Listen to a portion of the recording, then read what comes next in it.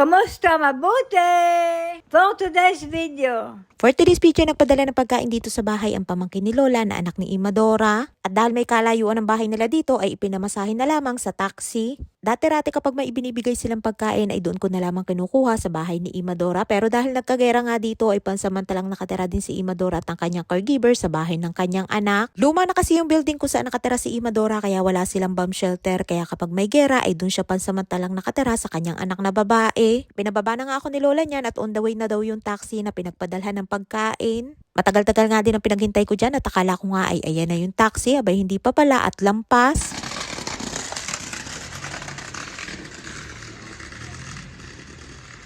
Ay nga't hapon na nga niyan at kahit nga may gera dito ay malaya pa ding nakakapaglaro sa labas ang mga bata. Ilan sasakyan na nga ang dumaan yan at halos may kalahating oras din ang aking pinaghintay bago dumating yan taxi. Mahilig magbigay ng pagkain ng kapatid ni Lola na si Imadora dahil nandun siya sa kanyang anak ay mukhang madami-dami ang ipinadala. Shalom, kama?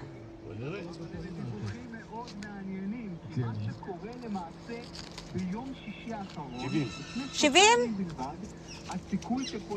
תודה רבה מאוד. זה הכל? הכל? תודה רבה מאוד. ביי, להתראות.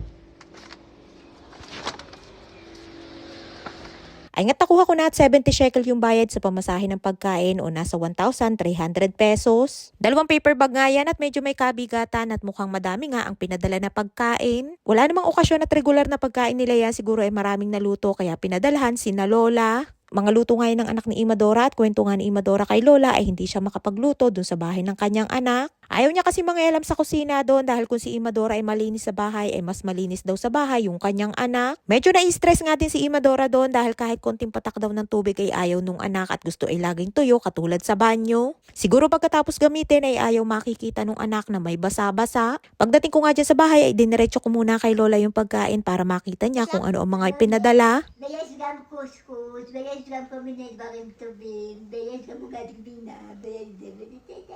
Nilis may kaya syarve okel. At eto nga tingnan natin kung ano ang mga pagkain na pinadala kina Lola at ayun nga't merong ugagi vina o cheesecake. Meron na silang pang merienda at tamang-tama kapag nagkape sila. Meron din potato salad with mayonnaise, pritong talong at kalabasa at meron din sa ilalim niya na cauliflower at ilang peraso ng isdang salmon. Meron ding kuskus katulad yun ng binibili na Rappi at meron ding sinabawan na gulay. Gulay is life pa mga tao dito at hindi nawawala sa pang-araw-araw nila na pagkain. At yan naman ay tune ang tawag nila dito na gawayan sa barley peas at yung lasa niyan ay nangingibabaw yung lasa ng karning baka. Wala namang kasama na buong karne kaya naman pwede ko ding ipakain kay Nilush. At dahil hapon na nga ipinadala at inabot na nga yun ng alas 6 ay akala ko'y kinabukasan nakakainin dahil hindi naman yan ang kanilang typical na pagkain sa hapunan. At ayun nga't food trip na naman si Nilush at happy-tummy na naman ng person for today's video at konting nguya nga lamang at sabay lunok na agad. At kung ano ang pagkain nila ay pwede ko din kainin at mas natutuwa nga din si Lola kapag kumakain ako ng pagkain nila. Hindi naman ako maselan at kumakain din naman ako kung ano ang magustuhan ko katulad nung talong at nung tune. Kinabukasan ay iniulam ko sa kanin yung talong at isinawsaw ko sa toyo na may lemon.